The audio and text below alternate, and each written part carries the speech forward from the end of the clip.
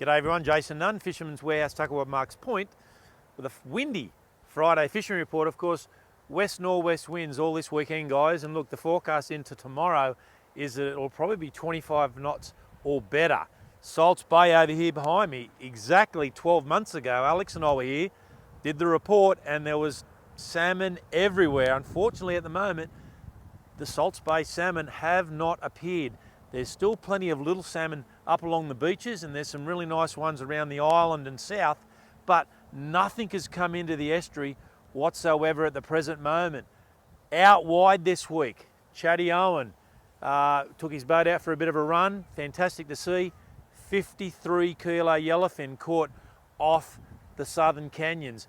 A great fish, and I did see some some social media posts this week of some very big fish, 50 kilo or better, getting caught off Sydney. That's the type of quality of yellowfin that are out wide. Not going to get there on the weekend, guys, but Monday, Tuesday, Wednesday, even Thursday in the next week, we have got some unbelievable weather coming with minimal winds. Winds around about 10 knots, not much better than that for consecutive days. It's going to be a great opportunity to get out there because these yellowfin and possibly bluefin will definitely be out wide. Bit of a mystery or a bit of a story going around Newcastle this week of possibly, and again unconfirmed, maybe some school yellowfin up off Redhead in some fairly shallow water, yet to be seen and or confirmed. But with these howling westerly winds that we're going to get, sticking on these inshore reefs is the only place to be. You will not get out onto the Texas or out on the farm. It'll just be too wild. You're going to need to stay right in close, and there's no reason why you couldn't get up onto Redhead, down to Catherine Bay, or up Merriweather towards Susan Gilmore and get beneath the bluffs and basically put some burley out and just see whether the rumour is true. But there's definitely a lot of trag around, as we know, a lot of tailor on these inshore reefs, and very, very good size. Some of these fish, better than 1.5 kilos, so some big tailor, plenty of flathead, and of course bream and trevally as this water starts to cool off. You're going to fish the beaches, guys, it's been a little bit up and down.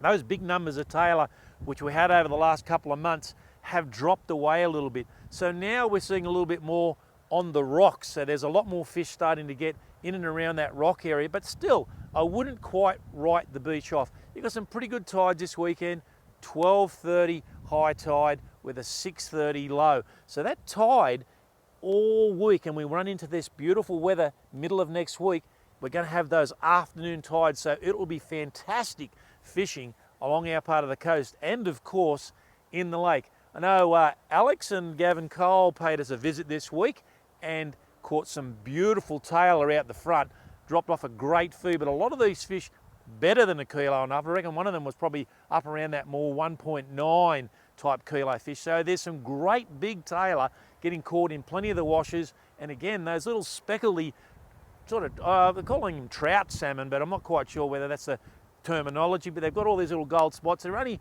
fish around about that 45 to 50 centimetres, quite small salmon, but there are quite a few of them around. They do tell me that they are a table fish to some degree, so yet to be seen basically. If you're going to go into the lake, it's top to bottom. I spoke to Wayne Flanagan only just moments ago. He had a great day out there yesterday.